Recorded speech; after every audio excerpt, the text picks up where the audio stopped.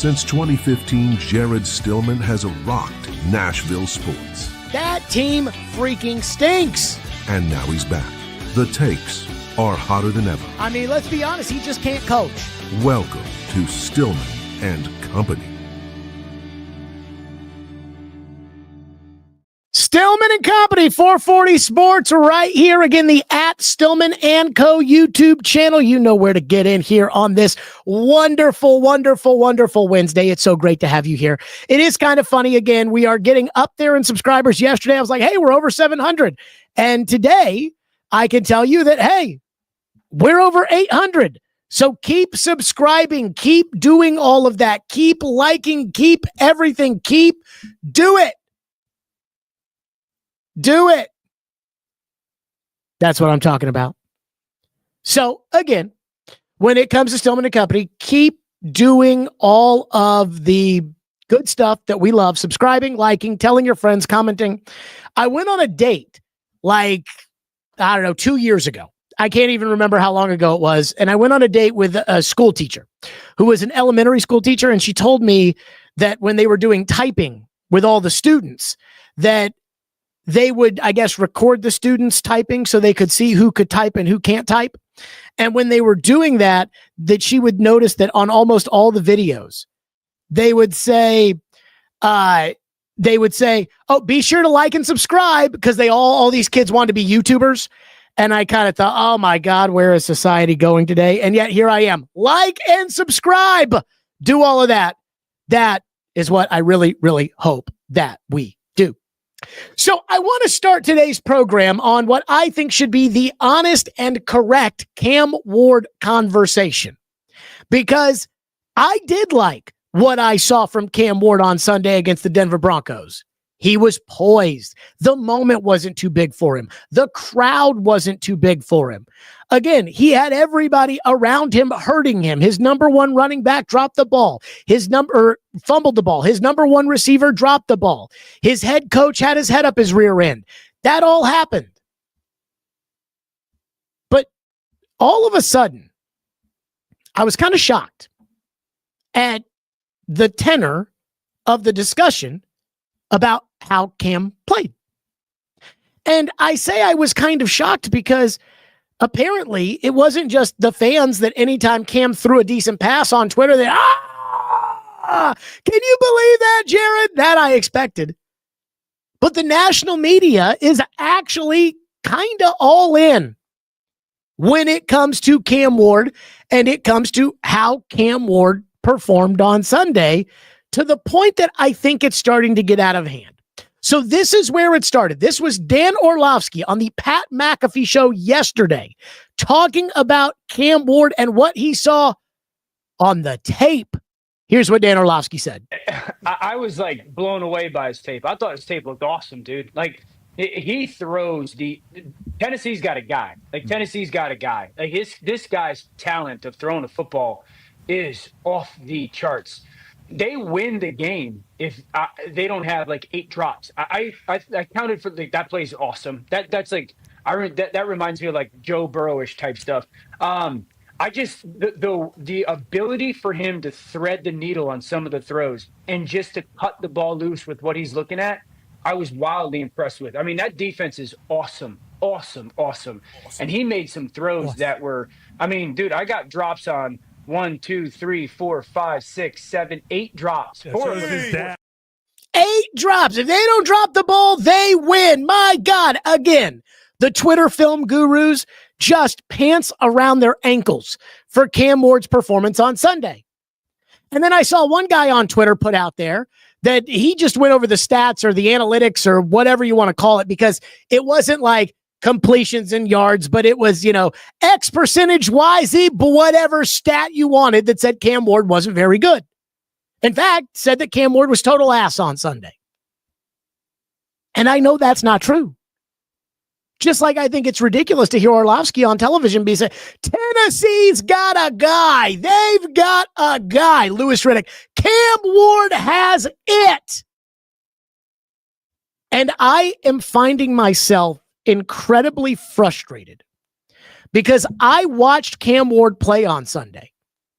And when I saw Cam Ward play on Sunday, I saw a lot of good. I was very encouraged. But I don't need to take my pants off over it.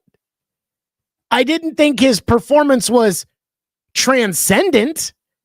I didn't watch the game on Sunday and think to myself, oh my God, with Cam Ward, how is this team going to lose? And for some reason, I found myself right in the middle. I didn't think Cam stunk. I didn't think Cam was bad. I didn't think Cam, cost the team the game. And I didn't think Cam was special on Sunday either. For a rookie making his first start on the road, very hostile environment, head coach with his head up his rear end, number one receiver can't catch, number one running back fumbles in scoring position, the pressure from the Denver pass rush, the fans, all things considered, it was an encouraging performance for Cam Ward. But I'm the one who always gets accused, especially by TD. I'm the one who always gets accused of getting too high or getting too low. And when it comes to Cam's performance on Sunday, I don't understand why some of you are getting too high. And I think if you just looked at the stats or whatever analytics or whatever that guy on Twitter wanted to use, whatever, you're probably getting too low. And I know Orlovsky said that he counted 8 drops. I don't think they dropped the ball 8 times in the game. But I do wonder how with Dan Orlovsky's very busy television schedule, in which he talks about the Cowboys and the Lions and the Packers and the big games that everybody watched, he had time to watch Cam Ward's tape. And I also found it very odd that as he talked about Cam Ward, and he did bring up some negatives, but as he talked about Cam Ward, he never brought up the fact that Brian Callahan absolutely botched the game, which if I was going to be doing a breakdown about Cam Ward's performance, and I was going to, again, I didn't watch the film like that. I just watched it when it happened, and I feel comfortable in my assessment of Cam. But if I was going to do a real breakdown or try to tell people like, hey, I watched the tape. Hey, I broke down the Titans game. My God, Cam Ward, let me tell you my take. Don't you have to put in there that Callahan totally screwed it up? But this has now turned into a monster. That it wasn't. It was a fine, encouraging week 1 performance by a rookie quarterback. And that's good. But what it has become is, did you see Cam's performance? Did you see the tape? He is such a dog. I saw somebody put out there, Cam can't be ruined. Whoa now. And I'm sitting here like, yeah, I saw the performance on Sunday. He is a very encouraging young quarterback. I liked it. I feel bad for him because he played better than his stat line indicated. But did I walk away from that saying, man, I think the Titans have the next Joe Burrow? No. And I don't know how anybody else could have watched the game on Sunday and walked away thinking, yeah, they've got the next Joe Burrow. That guy was incredible. And so, I'm not going to watch the tape because even if I watched the tape, I wouldn't be that qualified to be able to break it down. But I watched the game, and when I watched the game, again, I was encouraged. It was good. I thought he was poised. There were a couple of those throws on the sideline to Gunnar Helm that, again, Cam's footwork drives me nuts because his feet are pointed outwards when he throws it, which means he's not going to be consistently accurate doing that. But there were throws that, man, he just put it right on the money. And I like that. I thought Cam's deep ball accuracy, still a little bit of a work in progress, if it will ever get there. I thought Cam maybe held onto the ball a little too long, had an intentional grounding, can't have that, got to get outside the tackle box. Again, I thought it was good. So what I was glad was that we here at 440 Sports have James Foster, No Flags Film. We have James Foster doing film breakdowns. And if you go to the 440 YouTube page, you will see a 5-minute breakdown where he went over Cam Ward's performance against the Denver Broncos. And here's what James Foster said about Cam's performance. Had to start with just a full Cam Ward film breakdown. I think Cam Ward was probably the only true positive takeaway that you could have from the Titans' offensive performance in Week 1. Peter Skoronski would be the other guy that probably stands out as a really strong performer. Overall, I thought it was a B+ to A- debut from Cam Ward, and he just got no help from the rest of the offense. Okay, he said A-, B+, which again is encouraging. It's good. But it's not Mahomes. It's not what, again, I would say is take off your belt, unbuckle your pants, put your pants down around your ankles. It wasn't that kind of performance. And by the way, if you watch the whole 5-minute video that James did on 440 Sports, he goes over everything, what Cam did well and what Cam didn't do well, including one about how Cam gave up on a Van Jefferson route in the end zone, which led to a sack in a drive in which the Titans kicked a field goal, in which if he had just waited an extra second, Van Jefferson comes open in the end zone, he would have thrown him the ball. It would have been a touchdown. But I got to say, I think that, and I understand how this fan base feels. I get it. Let me say this. I am a Titan fan. I am a die-hard Titan fan. Somebody asked me, they said, when did you start rooting for the Titans? Or when did you start following the Titans? And I was like, sir, I went to the first game at what was then the Adelphia Coliseum when they played the Cincinnati Bengals in 1999. I still have the inaugural game hat in which Al Del Greco made a field goal and they won, I think, 36-35 or 35-34 against that shitty Cincinnati team. So I understand how this fan base feels. I get it. And I understand this fan base wants to believe that the Titans have uncovered the next great quarterback, that the Titans were lucky enough to stink in the year where it really mattered, and they got their guy. The way that Washington Commander fans feel about Jaden Daniels, the way that Cincinnati fans feel about Joe Burrow. And that very may well be the case. Cam might be that guy. But there's no way you could have watched the game on Sunday or watched the tape on Sunday and come away from it saying, yes, he's a superstar for sure. Because the truth is, Cam didn't give you a superstar performance on Sunday. He gave you a B+ performance. He gave you an A- performance. He gave you an all things considered rookie quarterback first start at Denver against that defense with a moron head coach on the sideline, with his number one receiver, with brick hands, Tony Pollard fumbling the football, Brian Callahan just giving Denver a touchdown at the end of the half, not challenging a 20+ yard gain. All things considered, it was great. But that is a far cry from he is the dude. And that's why I think it's irresponsible to start talking like that. And it's going to be irresponsible for the fans to start thinking that he's Jaden Daniels right away, because I think it's going to take some time for him to become Jaden Daniels. And I don't think he has around him what Jaden Daniels had around him last year in Washington. So, dear Titan fans, do not misconstrue this as Jared Stillman hates Cam Ward, because I've gotten a lot of that. Because I didn't want to draft Cam. I wanted to make the trade with the Giants. Do not misconstrue this as Jared hates Cam.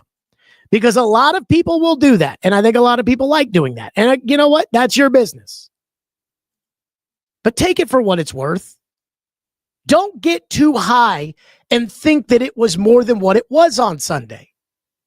And lower your expectations, because with this crew around him, it's hard for me to see it getting much better, because, again, Cam can't throw the ball to himself. Cam can't grow a brain for his head coach. So it was a positive first step. And that's great.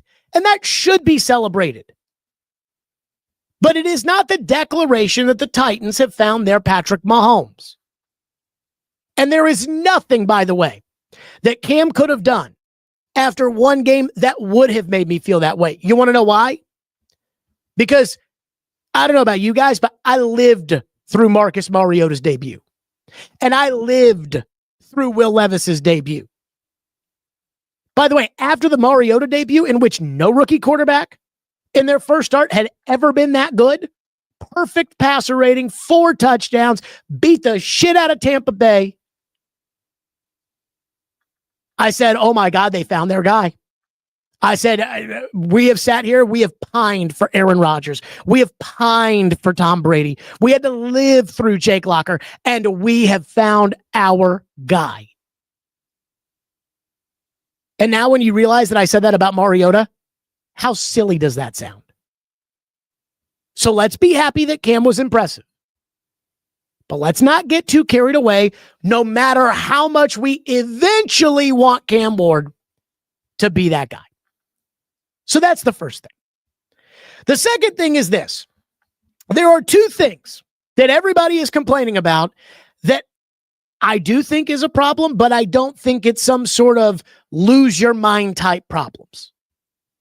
The Brian Callahan stuff, that is a lose your mind type problem because as I have said all week, if he can't coach, he can't develop the quarterback. And if he can't develop the quarterback, then they'll have to fire him at the end of the year and they'll have to hire a new coach. And this time next year, Cam Ward will be starting from 0 when he should have a year under his belt and should be his second year in the system and should have a great understanding with the coach and the coach should have a great understanding of him. And that's just probably not going to happen. And that is a disaster. So that is a big deal. But the 2 things that everybody else seems to keep harping on, complaining about, whatever you want to call it, I am not as worked up about. And the 2 things are the offensive line and the drops from the receivers, most notably Calvin Ridley. And I'm going to tell you why I'm not worked up really about either one. So let's start with the offensive line. Brian Callahan was actually asked about the offensive line. The Titans did give up 6 sacks on Sunday against Denver Broncos. And boy, I have heard a lot of bitching about Dan Moore and his performance. Here's what Brian Callahan said when he was asked about the offensive line earlier today. Optimism about the O-line going into this year and then the changes that you guys made. A lot of pressure, obviously, on Cam. To what degree is that, I guess, a disappointment, if it is? And maybe specifically your thoughts on Dan in his first game there. I thought the disappointment is probably strong. I think we could have played better up front in the game. I do think it's fair to mention that team last year was the number 1 pass rush team in football. They were going to be a challenge. We couldn't help everybody all the time, and there's going to be some one-on-ones, and we did a good job in some and not as good a job in other points. So have to be better there, certainly. It wasn't a one-person problem, and we had some leakage at all parts at certain times. But yeah, I think I thought we could have played better than we did over the entirety of the game as a unit. But that's also a front that presents a ton of challenges really up and down the line. They're good all the way across. So got to improve for sure. Can I say, as somebody who thinks that Brian Callahan is really in over his head as a head coach, I don't disagree with that. So a lot of people are mad about the offensive line because they gave up 6 sacks. And a lot of people are mad because they paid Dan Moore all that money in free agency. And I was at the gym today and people were saying, our line freaking sucks, Jared. What are we going to do? What are we going to do? Let me say this about the offensive line. I actually think the offensive line was fine. And I know they, as a unit, gave up 6 sacks, but I think some of that was on the quarterback not getting the ball out. I think some of that should be credited to how good the pass rush the Denver Broncos have, which, by the way, get ready for another helping because the LA Rams with Jared Verse and Braden Fisk, they are very much a good pass rushing team, and I expect them to be in the backfield. But on the road at Denver, silent count. So I don't know if you saw this, but Skoronski had to take his finger and put it by Cushenberry's legs and give that so that when Cam called for the ball and he would show it, Cushenberry could see the hand and snap the ball. So when you're on the silent count, what that means is Nick Bonino is getting off on the ball at the same time, the exact same time that Dan Moore is getting off on the ball. Well, Nick Bonino is an all-pro pass rusher. Dan Moore is not an all-pro left tackle. And nobody ever claimed that Dan Moore was an all-pro left tackle. If Dan Moore was an all-pro left tackle, Dan Moore would have been signed or would have been, franchised by the Pittsburgh Steelers. That's why he got to free agency, was because, well, he's good enough to start, but he's not great. So that's first thing. And then the line as a whole. Offensive lines take a while. If you don't have the best offensive line in the league, if you don't have that 1990s Dallas Cowboys offensive line, everybody hates their offensive line. In fact, at the beginning of the 2019 season, the Titans and their fans hated the offensive line. And there was some context because the line was playing pretty terribly. Nate Davis was hurt, so Jameel Douglas had to start at right guard, and he just got annihilated by Danico Autry and Calais Campbell. Taylor Lewan was suspended, so Dennis Kelly had to start at left tackle. But again, some of that was Roger Saffold was a free agent. He was new. He was kind of learning, and everybody was learning each other together.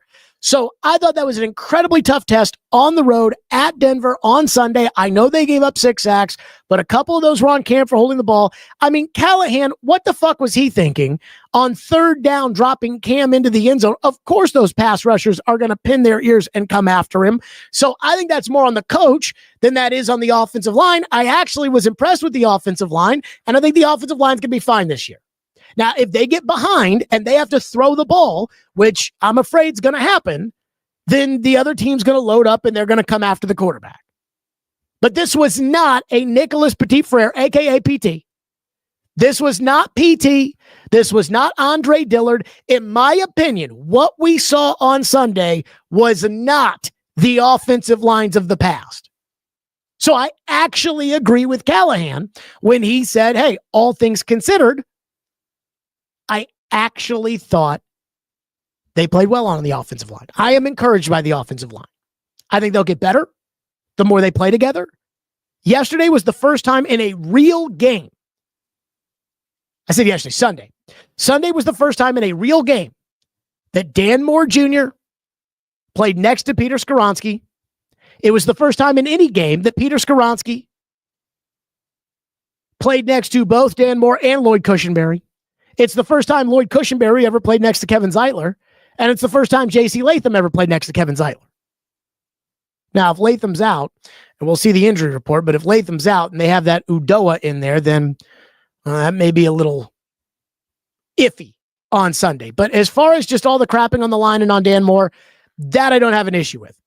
I also don't have some sort of scathing take or some sort of scathing issue when it comes to the drops, specifically Ridley, but he wasn't the only one. Here's what Brian Callahan said about all the drops that we saw from the receivers on Sunday. Pass catchers, they didn't really do Cam Ward any favor. How do you approach this week to avoid having that high number of drops like that? I think we all know what it takes. You know, we have to do a better job of some of the pass game details, just doing the things that we've done for months now.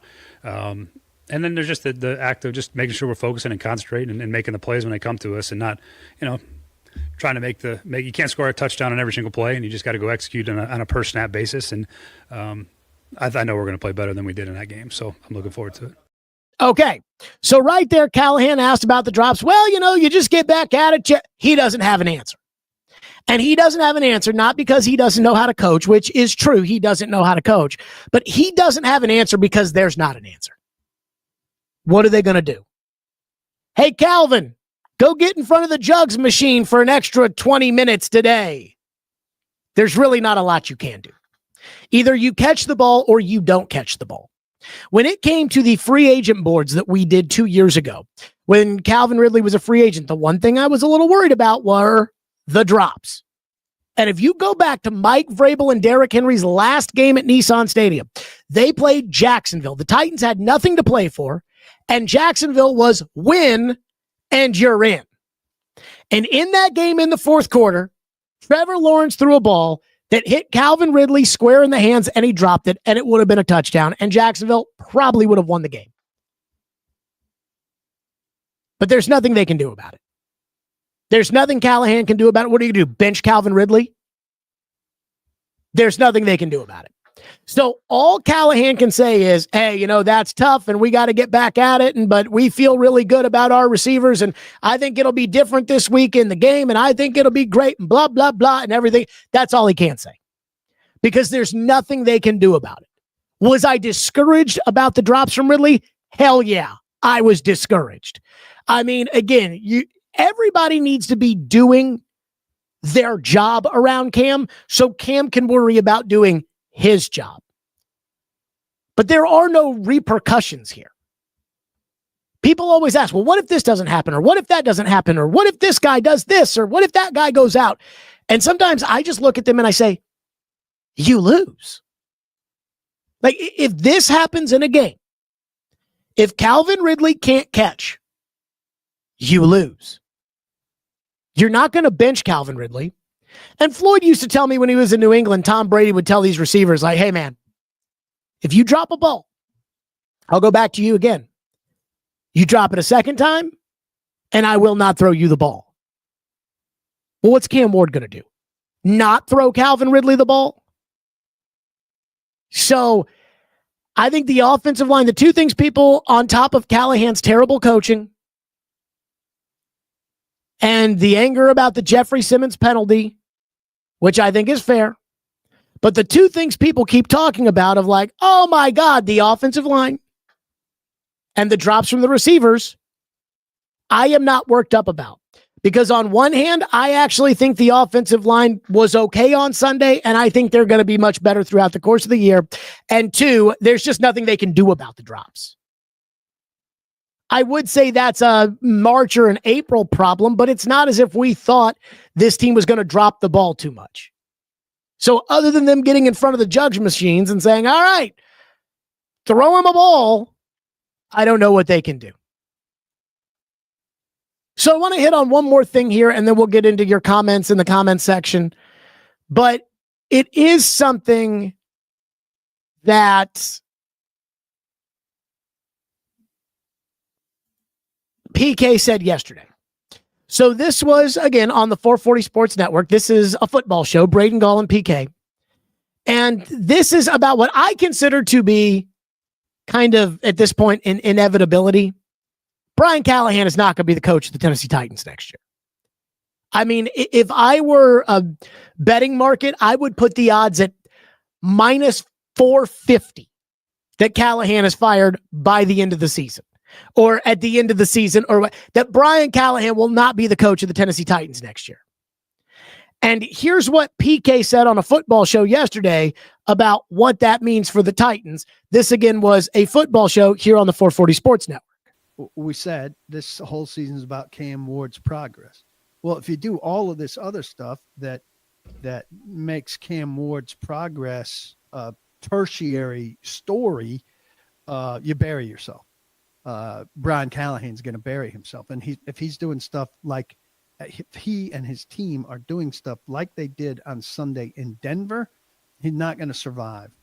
And if he doesn't survive, it hurts Cam Ward in the long term. But if we have stories like this beyond Sunday in terms, and we're not going to, I can't imagine we're going to have the rules kind of thing. But if he's doing stuff like he did backed up there with the play calling and it doesn't work out and all of that, and we have these stories that are the lead topics of conversation on Monday and Tuesday, and we don't get to Cam Ward having a solid day and having these moments that looked good, maybe, the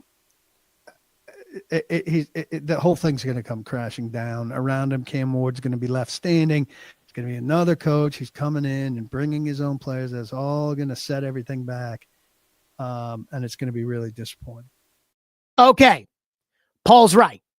If we have more Mondays that are like this Monday where we have to sit there and say, what is the matter with this coach? Then they're going to have to fire Callahan. And if they fire Callahan, then the Titans will be starting over next year. And this year will have been a waste. You will be in the same situation that Drake May is in New England. And he was not impressive on Sunday. The same situation that Caleb Williams is in Chicago. And while he started off 10 for 10 on Monday night, he was not all that impressive. But here's the real issue. Kaharski is assuming by saying, hey, we won't have something as off the wall crazy as the head coach not knowing the rules. So we can't have we can't have Mondays after Sundays like we had this Monday if Callahan wants to keep his job. But I don't know how after a year of watching Brian Callahan as the head coach of the Titans, I don't know how you can assume that we're going to have Mondays where we're not looking at Callahan saying, what the fuck, man? The Titans were a bad team last year. From a talent standpoint, they were a bad football team. They didn't have a right tackle. J.C. Latham, the left tackle, was too fat and should have been playing right tackle instead of left tackle, which they admitted the second that somebody else took over. L'Jarius Sneed, that was a disaster. But they weren't a 3-win football team last year. They were a 3-win football team because Brian Callahan's not a very good coach. Of the 3 games they won, only the Houston game was a game that you can't just chalk up to the fact that the other team was just as inept as you. The other 2 games you won at Miami against Snoop Hunley, a 5th-string quarterback, and at home against New England in overtime, in which you almost blew that game. The truth is, Brian Callahan was in over his head last year. And the hope is that if you're in over your head in year 1, then you learn from your mistakes when you go into year 2. And you decide right then and there, okay, here's what didn't work for me. Here's what I'm going to change. Here's what's going to be better. You do all of those things. And Callahan didn't do it.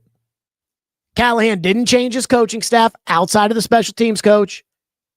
Callahan clearly has not learned how to manage a game as a head coach while also calling the plays. I think he kind of stinks at both, but he definitely cannot do them both. And the one thing people aren't talking about enough, and maybe I'm focused on this because I'm the one who throughout the course of the offseason kept saying, this is fucking stupid, is that offseason Pee-wee program. When Callahan had his first press conference at OTAs, he was asked a question about the mistakes last season, specifically the self-inflicted mistakes and the penalties. And that's when Callahan opened the door and said, this year, I've thought long and hard about what happened last year, and I just didn't think that we were a close enough team. And since we weren't a close enough team, I've decided that this offseason's going to be different. So we're going to break the teams up into 8 separate teams with about 9 guys on each team. And if a guy makes a mistake, he loses points for his team. And if a guy does something positive, he gets points for his team. And I called this the Pee-wee program because that sounds like something that you would tell a 9-year-old. Hey, bonus points for whoever finishes first, and all the kids go run first. But when we're talking about million-dollar athletes, grown men, some of whom have families and multiple houses and all kinds of shit going on in their lives, you mean to tell me that in May, a game of tug of war is going to make the difference between a penalty that may cost you the game? And there were a lot of people in the media that actually thought this might work. I was dumbfounded. But people whose opinions I respect that were like, well, you know, you got to give the offseason program a chance. At least he's trying something new. And I kept looking at these people saying, what? What are we talking about? What? No, the Pee-wee program is not going to work. If this kind of stuff worked with these imaginary prizes motivating guys who, again, these are their careers we're talking about, their dreams we're talking about. If this is going to motivate a guy to win imaginary points for his team, I'll be shocked. And again, people in the media whose opinions I actually thought were good, and in some cases still do, thought, oh, no, this Pee Wee program, this will work. I believe Callahan actually was so invested in this Pee Wee program that he went over the Pee Wee program with people, select people. I was not one of them, but he went over the Pee Wee program to kind of say like, hey, this is why this is going to make a difference. And in the first game post Pee Wee program, they had 13 penalties for 131 yards.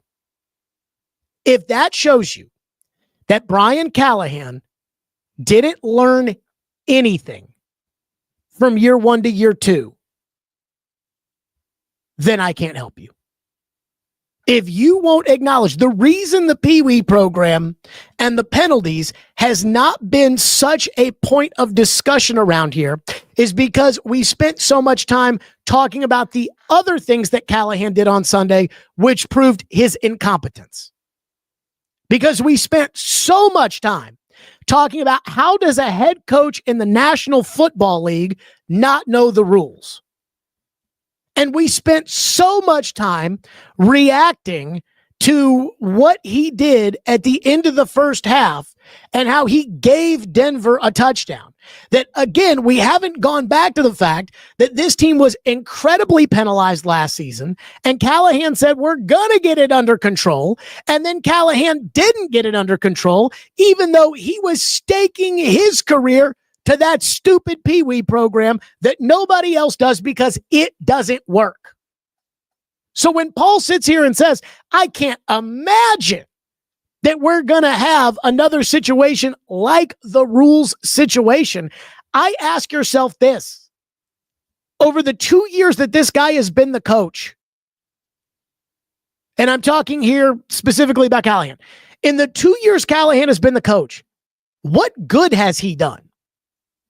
Like, how many times have there been discussions after games where we talk about something so egregiously stupid that the Titans did that was completely avoidable? Last year, they went to Detroit, and after they got their socks blown off by the Lions, what was the discussion about? The incompetent special teams coordinator that Callahan wouldn't fire, and Callahan throwing the ball 4 times from the 1-yard line. After they went on the road and they lost to the Commanders last year in a game that was over 5 minutes into kickoff.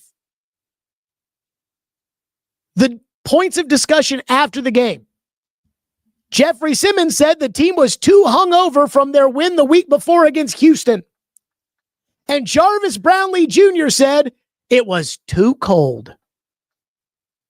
We can pin a lot of this on Will Levis, and I'm not one of these guys who's going to say, well, maybe Levis doesn't suck after all. Maybe Callahan was the problem, because that is a problem I'm sure every fan base has, but Titans fans have, where they always blame one person. For years, it was always John Robinson's fault, never Vrabel's fault. Then Robinson got fired, then it was Vrabel's fault, but not Rand's fault. Can't blame him. They promoted him. Then last year, nobody blamed Callahan, but it was all Rand and Levis. And what was Callahan doing to make it better? How many times last year did we come out of a game and talk about something that was so inept surrounding the Titans? Like Kaharski said, well, we can't have these Mondays where we're sitting here talking about the coach that doesn't know the rules. Well, if it's not one thing with Callahan and his teams, it's always another thing with Callahan and his teams. Last year, they got penalized against the Vikings way too many times. Cost them the game. I mean, I keep trying to think of when were there games where we didn't come out of it thinking, holy crap, this team is screwed. Remember when they lost to Malik Willis and the Packers? Will Levis threw another pick six. Callahan was asked about it after the game, and he said, well, that's an all-pro player right there that made a great play, and blah, blah, blah, blah, blah.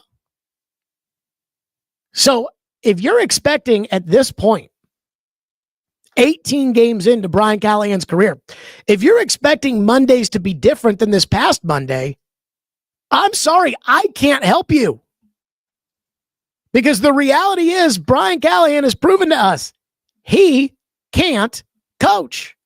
And so while it may not be the same thing again, where Callahan goes up to the podium and completely incorrectly states a rule, which is an absolute no-no for a head coach, it'll be something else next week. It'll be something else. And so, again, I know PK says that this is the absolute worst thing that could happen for Cam Ward, but this is the almost inevitable thing that will happen to Cam Ward. Because the last thing the Titans fans are going to be okay with, and everybody's on the Cam train, is for Cam to be coached by an incompetent head coach. This will be Chicago of last year, where it got to a point with Matt Eberflus that they said, get this moron away from Caleb Williams. And then they go out and they hire somebody else and they're starting all over. And now all the blame is getting pointed at Caleb. And that's going to happen here. They're going to go out. They're going to hire a new coach next year. I think it's probably going to be Matt Nagy. It might be Matt Nagy. It might be Mike McCarthy.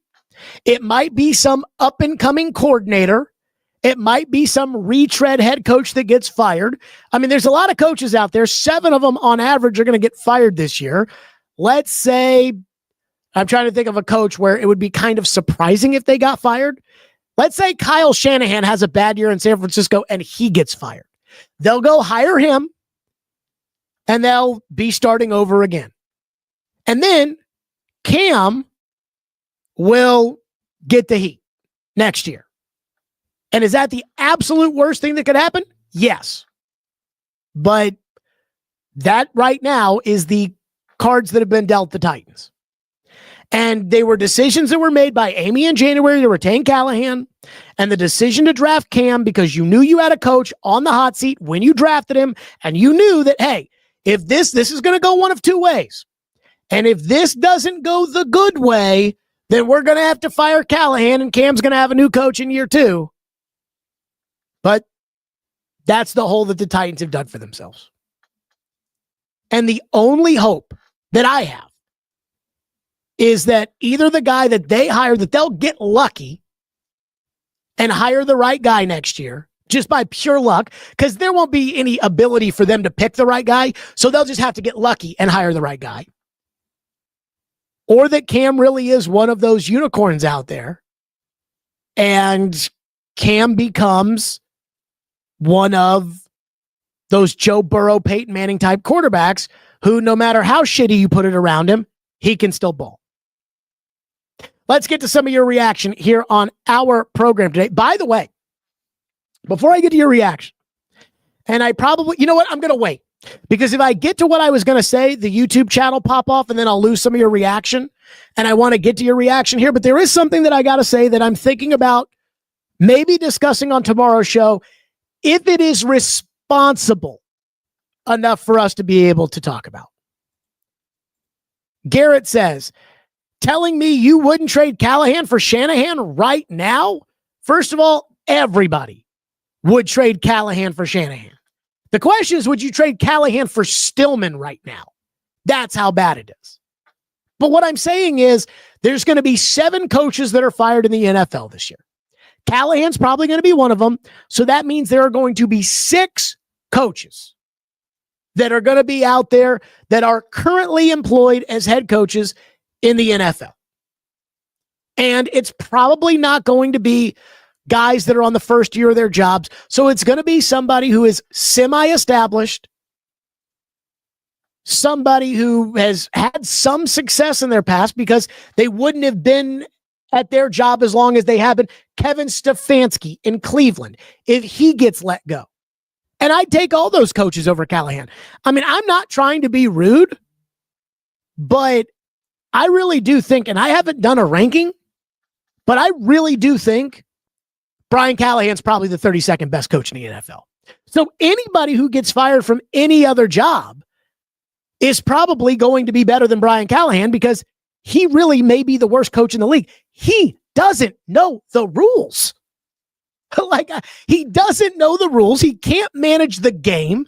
He can't discipline his team. What more do you need to see? Josh says, Jared, do you think Brinker or Borgonzi wanted Callahan fired?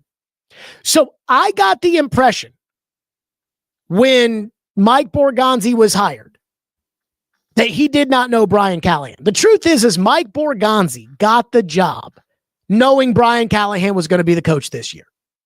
So I don't think it matters with Borgonzi what he thought or didn't think.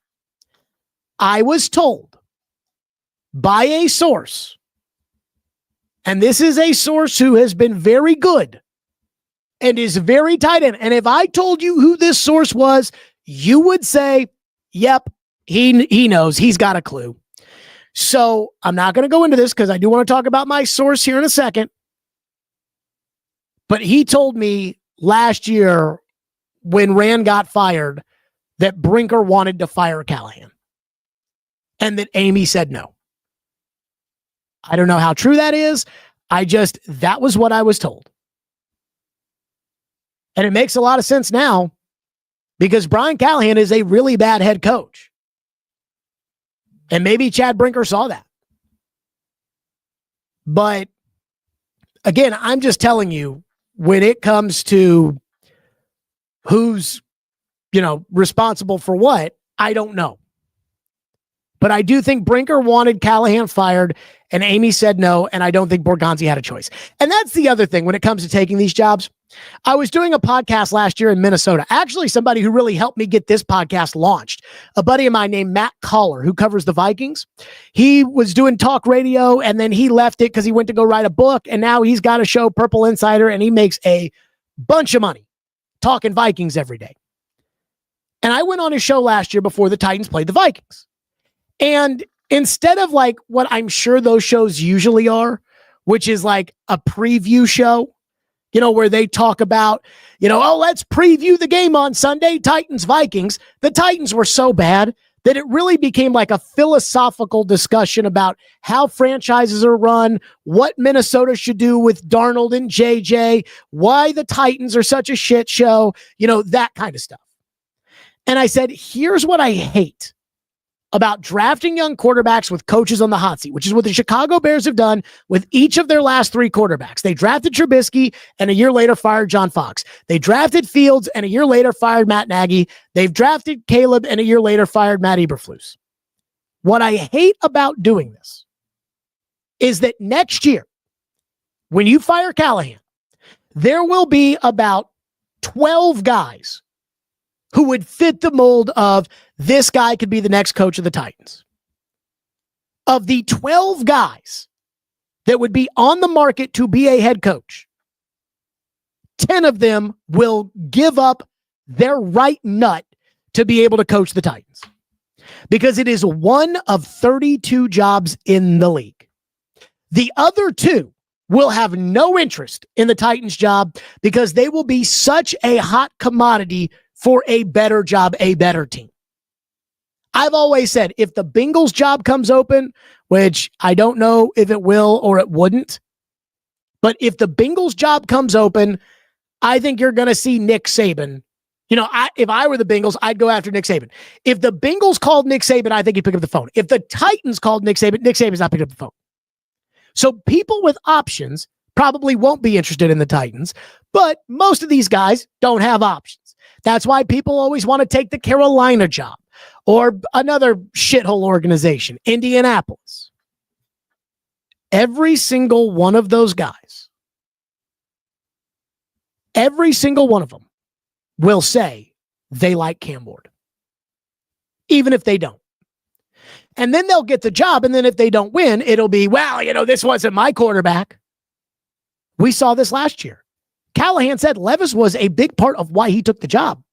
And then when there was talk about whether or not Callahan should be fired, a lot of the discussion was, let's let Callahan get his quarterback. Wishful thinking. It happens every year. And those guys may not actually like him. But that's that cycle of suck that the Titans have lived in, which is let's hire the offensive coach to fix the quarterback. He didn't fix the quarterback. In fact, he made the quarterback worse. Now let's draft him a new quarterback. Then we're going to fire him and we'll bring somebody in to fix this quarterback. And yet, It's like the Titans. I spent all off season. I was the biggest hater in town. I spent all off season complaining and moaning, and yet here we are. One person on the YouTube chat says, I can't express how much money I would give right now to hear Floyd's take on Callahan this far into his coaching career. So I try not to say, Floyd would have said, because again, Floyd would speak for Floyd. And there were a lot of times over the years where I would disagree. I not only would disagree with Floyd, but I was shocked by the opinion Floyd had. Sometimes I was shocked. But the one thing that was an absolute non-negotiable with him was a head coach knowing the rules. Like, that was an absolute non-negotiable. I've told the story already about Wisenhunt challenging a play in 2015 that you can't challenge, and how Floyd was like, because I said, hey, Blaine Bishop didn't know that rule. And Floyd said, yeah, Blaine Bishop's not paid multiple millions of dollars to know the rules. I think he'd be okay with me saying this. Well, I'll just say this. Somebody close to Floyd. Somebody close to Floyd I was texting with, and I said, how mad would your dad have? Well, I think I just gave it away. I don't know. I probably shouldn't go there. Maybe next time. Fuck it. Okay, so I texted Floyd's son, Sean, and he may never talk to me again after this, but that's okay. And I'm sure that Floyd's wife, Sally, will be proud that I said this. So I texted Sean, Floyd's son, and I was like, how mad would your dad have been if your dad had, had a head coach that didn't know the rules? And Sean said, I don't know if I want to say this. I'll try to make this nicer. Jeff Fisher wasn't the best coach in the world, but damn if he didn't know the rules up and down. I think that would have frustrated him if he was GM, but he was often in the coach's box, so he would have shared that immediately. So basically saying Floyd would have been able to avoid that from being an issue because he would have been in the coach's box. And when some moron sits up there and says to Callahan, no, you got to have a foot and an elbow, he could say, no, those aren't the rules. I just know this. I texted Ian on Monday, and I said, I think if Floyd were still alive, he'd be going off on Callahan today. And Floyd was very, very, very protective of criticizing the Titans. I think part of it was he wanted to have a good relationship with them. I think part of it was he did want to be put in the team's Hall of Fame, which he was. He knew he wasn't ever going to be inducted in Canton. And so the second highest honor outside of being inducted into the Pro Football Hall of Fame is to be inducted into your team's Hall of Fame. And I think that mattered to him. And I think it was fair that mattered to him. Like, I don't have a problem with that. So he was and John Robinson was his guy from New England, and he coached Mike Mularkey in Minnesota. So, I think he was kind of protective. But every now and then, somebody would do something that would piss him off so bad that he just let him have it. And I think that Sunday would have been that for Floyd with Callahan, that he would have let him have it for not knowing the rules. He would have gone off. And I texted Ian on Monday morning, and I said, Ian, I think Floyd would go absolutely insane. And Ian said, yeah, I think what happened on Sunday would have been the final straw with him with Callahan. I think that it was I think that was the final straw for a lot of you when it came to Callahan. So I do want to get to Joe in the text line, in the YouTube chat, who has been consistently bringing this up about Denard Wilson, saying, if Denard turns us into a top 10 defense, I want him as the next head coach. Well, let's see how Denard does this week against Matthew Stafford, because I'm still trying to figure out defense. Very impressive on Sunday. But I'm still trying to figure out how much of that was the Titans defense playing well and how much of that was Bo Nix pretending to be Leroy Jenkins and doing a bunch of dumb crap out there.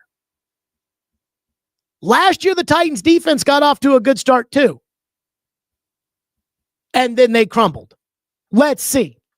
I also don't think that Denard Wilson is going to be, if they fire Callahan during the season, I don't think that Denard Wilson is going to be the interim coach. I think the interim coach, it's one of two choices. It's either going to be Mike McCoy, who is a former NFL head coach and a senior offensive analyst. So you're not taking him away. Like, you're not taking him away from the tight ends if he becomes the head coach. You're not taking him away from calling the plays because he doesn't call the plays if he becomes the head coach. You're not taking him away from running a meeting room or anything else. He's just managing the team for the rest of the season. He's the most obvious choice. The second would be Bones Fossil, who has been the interim head coach with the Rams when Jeff Fisher was there, and he got fired, and they put Bones in there, and Bones' dad, Jim Fossil, was a great head coach in the NFL, and so he would be the other option. Denard, I do not think is a legitimate option. Adam says, our coach is a disaster. I just want this week behind us already, but I can't shake the worry that he's going to ruin Cam. Feels like a total waste having him around. Hard to argue with that. As I said, I think you've wasted a year. I mean, and I mean this with all due respect. I think you have wasted a year by not making the move last year on Callahan, which sucks. But it sucks that, I mean, I felt like we kind of knew on Levis after week 2 last year. We definitely knew on Levis and the team after week 3. And it sucks when it is September and you know that you are so inept at a position like quarterback or a position like head coach that it is probably not going to get any better than that. Rob said Colin Cowherd was loving Cam today on the Herd. Okay. No disrespect to Cowherd. You guys know I like Cowherd. You guys know I watch Cowherd. You guys know that. And back in the day when Cowherd was at ESPN, Cowherd had some real shit to him.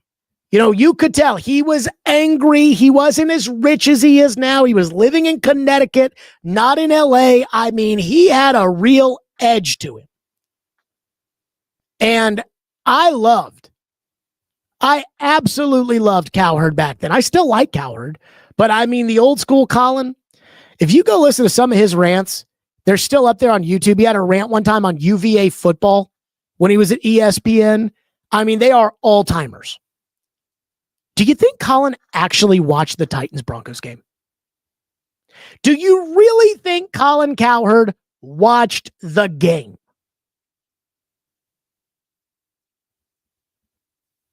Like, that for me is where I'm like, look, I thought Cam very impressive. But I'm also not ready to say Titans found their guy. In fact, it was Colin after the Thursday night Steelers game where the Titans lost on the road at Pittsburgh that said in Will Levis, the Titans found their guy. So let's just be a little cautious. And we always talk about when the national media crushes the Titans and it's so out of touch and it's like, you guys don't know. What are you talking about? You don't know anything. You don't. It always kind of feels like that's only when they say negative things that we say that they don't watch the Titans. But I'm going to say that when they say positive things. I'm also going to say, yeah, they don't watch the Titans. So I'm going to have a hard time getting on board with the Cowherd thing. Okay, now, this was the thing that I kind of teased, and I didn't want to get into it specifically because if I got into it, if I said what it was, it would have just completely ruined the YouTube chat. And I wanted to be able to get to some of your takes. So I yesterday heard some juicy, and I mean juicy gossip. But let me stress the word gossip. But this was juicy Titans gossip that I heard from my source And my source when it comes to the Titans, and I have a couple, I'm not one of these insiders who, has a bunch of sources, and I got a couple. This source is usually pretty spot on. Remember before Vrabel got fired, and you may have forgotten about this, before Vrabel got fired, when I kept talking about, hey, I'm hearing Vrabel's out. And I'm hearing Vrabel is getting ready to tell Amy that, hey, if Vrabel's going to stay around, he wants somebody above he and Rand that's kind of running the operation. And we know that's true. That came from my source. There have been other nuggets that I have been right on in the past reporting. And I'm not a reporter. I'm more of an opinion haver. But I've got some gossip. And the question I'm going to ask everybody for tomorrow, and now we have a poll up on Twitter at Jared Stillman. And the poll is, I have heard some juicy gossip, but this is really gossipy. Should I share it on tomorrow's show? I just hit click on the poll. As of right now, 78.3% say yes, 21.7% say no. This is the kind of thing where if I was still on the radio, I would say, and I'd be asking Joe, and I would tell Joe who the source is, and I'd be asking Joe, can I talk about this? And usually Joe was kind of the guy when I worked at the radio station, and I could still talk to Joe, but Joe Rexroad was the guy who, when it came to like journalism takes, reporting questions, I usually called Joe. And I was like, hey, is this enough to go off of? Is that enough to go off? So I have heard some juicy Titans gossip. And again, let me stress the word gossip. Pure, unadulterated gossip. 7th grade shit. Should I talk about the gossip on the air tomorrow? I have no idea if this gossip is true, but it comes from a source who has been right about the Titans many a time. So you guys tell me. Again, that poll's up on Twitter. Stillman and Company, again, subscribe to all of the digital platforms, wherever you get your podcasts. Braden told me yesterday we would be up on Apple, that it usually takes a week, and I still don't know if we're up on Apple. If you think it's driving you crazy, that's 80% of the audience that listen to podcasts. It's driving me nuts, but subscribe wherever you get your podcasts. We're up on Spotify. We're up on Amazon. And again, subscribe right here on YouTube. Yesterday, I was driving. I wanted to test this out. And I was driving, and I had the show on YouTube on my phone. And when I got out of my car, and I have a 2023 car, when I got out of my car, it stopped. And when I got back in the car, it went right back on.